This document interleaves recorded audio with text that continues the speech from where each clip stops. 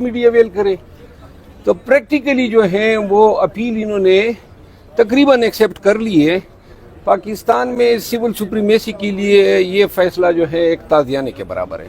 سر مذاکرات کہاں تک پہنچے؟ سننے میں آ رہا ہے کہ خان بانی پی ٹی آئی صاحب نے کوئی 2 شرائط عائد کی ہیں کہ اگر وہ شرائط منظور کرتے ہیں تو اس کے بعد باقاعدہ طور پر مذاکرات شروع کیے جائیں. دیکھیں میں بار بار کہتا آیا ہوں مذاکرات میڈیا کہہ رہے ہیں پی ٹی آئی مذاکرات مانگ رہی ہے. کس کو ہم نے کہا ہے؟ اسد قیصر صاحب گئے اسپیکر صاحب کے ساتھ ان کی بین کی تعزیت کرنے تو اس کو مذاکرات کا شوشہ بنا دیا. مذاکرات کس طرح ہوں گے؟ ادھر میتیں آ رہی ہیں ہمارے ورکرز کے گھروں میں, لوگ اسپتالوں میں گولیوں سے بونے گئے ہیں وہ پڑے ہیں, گاڑیاں جو ہیں گم ہیں, املاک لوٹی گئی ہیں اور آپ کہتے ہیں ہم مذاکرات کی منتیں کر رہے ہیں.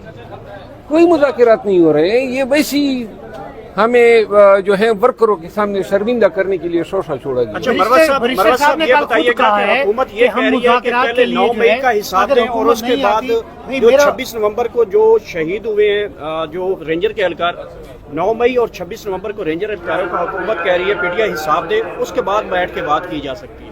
نہیں, اگر رینجر اہلکار شہید ہوئے ہیں اللہ ان کی بھی مغفرت کرے.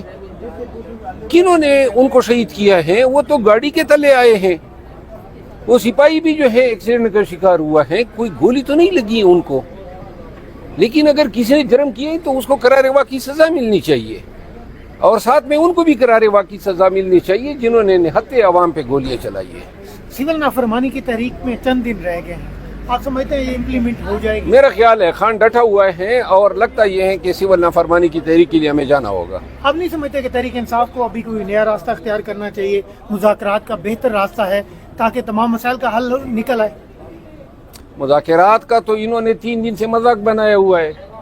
آگے سے کہتے ہیں کہ جی پہلے یہ کہیں کہ جی ہم چور نہیں ہیں, یہ کہتے ہیں کہ ہمیں تو چور کہتے تھے, تو چور تو کہتے تھے درست کہتے تھے, اور وہ کہتے تھے کہ جی مینڈیٹ ہم نے چوری نہیں کیا ہے, یہ پارلیمان جیلی ہے. تو جیلی آپ لوگ آئے ہیں نا فارم 47 پہ, آپ کا خیال ہے آپ کو کلین چیٹ ملے گی؟ قطعاً نہیں ملے گی. یہ کیا چاہتے ہیں کہ آپ ان کو کیا کہیں؟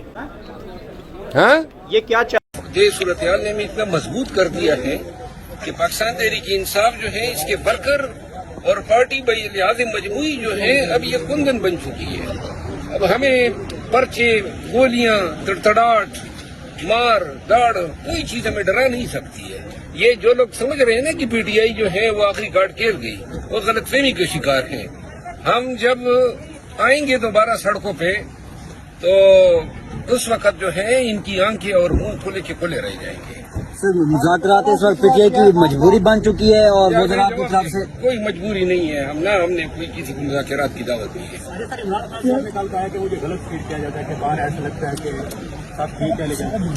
خان صاحب نے یہ نہیں کہا ہے. خان صاحب نے یہ کہا ہے کہ اخبارات سے یہ معلوم ہوتا ہے کہ باہر شاید شانتی ہے.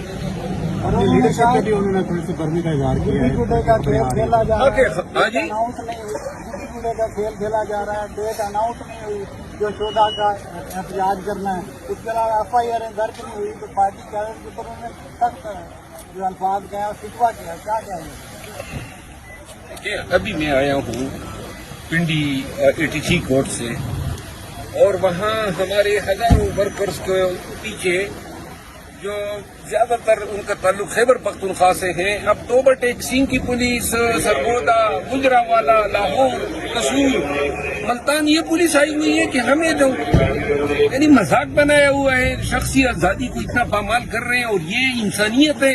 آپ نے مارا, قتل کیا, زخمی کیا, گاڑیاں ہماری توڑی. اوپر سے اب آپ کہہ رہے ہیں کہ ان لوگوں کو جو ہے آپ نے 15 کیسز پنڈی میں درج ہوئے, 15 کیسز اسلام آباد میں درج ہوئے ہیں, اور میرے خیال میں 17 لگ بھگ کیسز اٹک میں درج ہوئے ہیں. یہ کیسز جمع کریں, ان کی تعداد 40 بنتی ہے. 40 کیسز کے بعد آپ چاہتے ہیں کہ پورے پنجاب کے کیسز میں بھی ان کو ڈال لیں, کیونکہ آپ کے پاس حکومت ہے.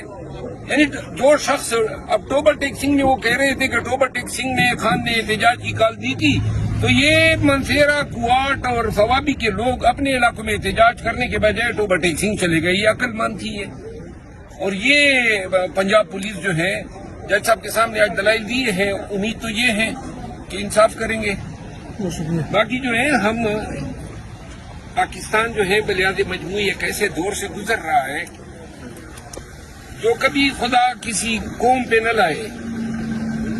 ظلم ہو رہا ہے, بربریت ہو رہی ہے, مارا جا رہا ہے پاکستانیوں کو, ان کے املاک پہ اٹیک ہو رہے ہیں, ان کے آئینی اور بنیادی حقوق پہ حملے ہو رہے ہیں, شخصی آزادی سلب ہے, مینڈیٹ چوری ہوا ہے, اوپر سے یہ ٹی وی پہ بیٹھ کے مذاق ہمارا اڑا رہے ہیں, اور اوپر سے جو یہ لوگ کہہ رہے ہیں کہ ہم مذاکرات کے پیچھے پھر رہے ہیں, یہ ہمارے ورکرز کو ہمارے خلاف مشتعل کر رہے ہیں. ورکروں کے گھروں میں ماتم بپا ہے, ابھی تک جو ہیں جنازے آ رہے ہیں, بہت سے لوگ گمشدہ ہیں, اور ہم مذاکرات کے لیے بھاگے. کیوں بھاگے؟